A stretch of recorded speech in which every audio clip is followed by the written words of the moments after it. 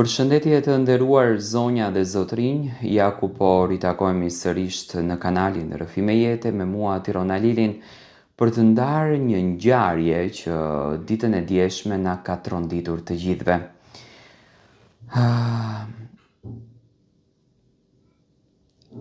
Familja Samuri është goditur nga një ngjarje e tmerrshme. Po konkretisht çfarë ndodhi dje në Shqipëri? Me ëngël i atë mëngjes nuk u zgjua si çdo ditë tjetër.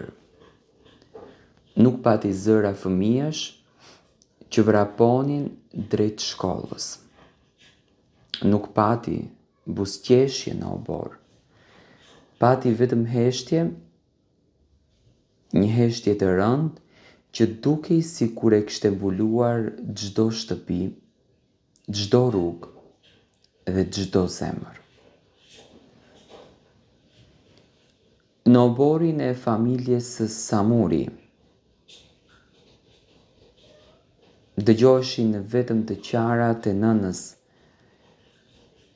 një nën që mbante në duar fotografinë e djalit të saj 7 vjeçar, të cilit jeta ju pre në mes në mënyrën më të padrejtë. Ma vrat ëngjëllin, përspëriste ajo mes të gjithë lotëve. Fshati sot ishte i mbledhur i tëri, burra, gra, të moshuar e fëmijë, të gjithë kishin ardhur për t'i dhënë lamtumirën e fundit vogëlushit që fatkeqësisht nuk arriti të rritej. Arkivoli i bardhë dukej shumë i vogël, shumë i padrejtë, sepse askush nuk duhet të përcjell për në banesën e fundit një fëmijë. Të afërmit nuk arrinin ta besonin ende atë që në të vërtetë kishte ndodhur. Vetëm një ditë më parë, ai kishte dalë nga shtëpia si çdo mëngjes tjetër,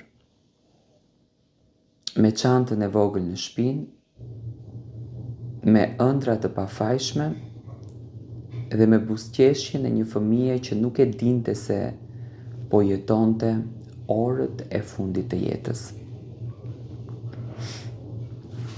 Por rruga e aksit Elbasan-Librasht do të kthehej në tragjedinë më të madhe për këtë familje.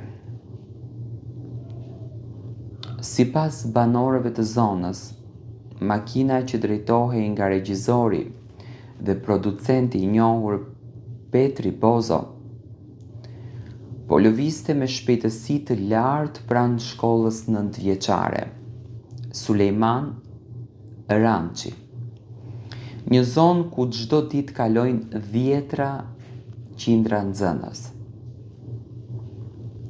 Dëshmitarët tregojnë se gjithçka ndodhi brenda pak sekondash.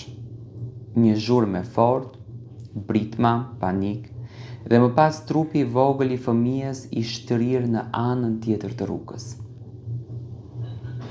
Një gruaj që ndodhej pranë vendit të ngjarjes shpërtheu në lotë kur kujtoi momentin. Nuk do ta haroj kur atë skenë, thot.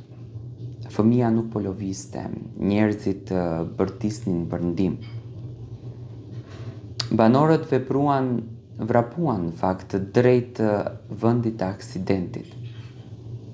Disa tentonin që ta ndihmonin, të tjerët telefononin ambulancën, por sipas tyre ndihma u vonua. Minutat kalonin dhe shpresa po shuhej ngadalë. Në fund, i mituri u transportua drejt spitalit nga kalimtar të rastit, imagjinoni. Ambulanca nuk ka ardhur. Por plagët ishin tepër të rënda. Pak më vonë, erdhi edhe lajmi që askush nuk donte që ta ndëgjonte. 7 vjeçari nuk ja doli dot që të mbijetonte. Kur lajmi mbërriti në familje, ulërimat e nënës dëgjoheshin në të gjithë lagjen.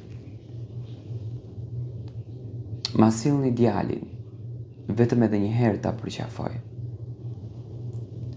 Babai kishte mbetur i ngrirë, nuk fliste, vetëm shikonte tokën si një njeri që në një moment kishte humbur gjithçka. Shokët e klasës nuk kuptonin pse banka e tij do të mbetej bosh për gjithmonë. Një mësuese mes lotëve tregoi: ishte fëmijë i qetë, ishte i sjellshëm. Gjithmonë përshëndeste me buzëqeshje. Por zemërimi në fshat poritej nga ora në orë. Banorët thonë se ajo rrugë është kthyer prej kohësh në një kurth vdekje. Nuk ka trotuare, nuk ka mbikalime, nuk ka nënkalime. Vetëm makina që kalojnë me shpejtësi pranë shkollës, ku kalojnë fëmijët çdo ditë. Sa fëmijë duhet që të vdesin që të ndërhyjë shteti? Pyeste një banor i revoltuar. Dhe kjo nuk ishte tragjedia e parë.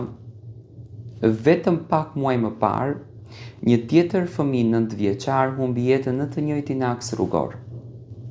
Banorët thonë se prej vitesh kërkojnë masa sigurie, por askush nuk i ka dëgjuar.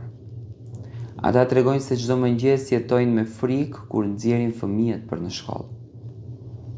Dalim dhe presim disa të kalojnë rrugën, se kemi frikë mos nuk kthehen më. Ndërkohë, pas aksidentit, Petri Bozo u arrestua nga policia.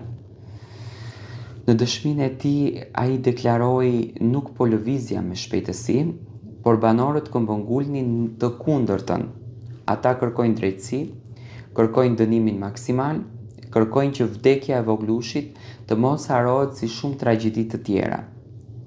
Nëse nuk dënohet kjo ngjarje, nesër mund të vdes një tjetër fëmijë, thot një i afërm. Në ceremoninë martore, lotët nuk pushonin, nëna mbahej nga gratë e fisit sepse trupi nuk po i mbante më dhimbjen. Ajo shikonte arkivolin e bardhë dhe përshpriste vazhdimisht: pse ma more djalin, o Zot?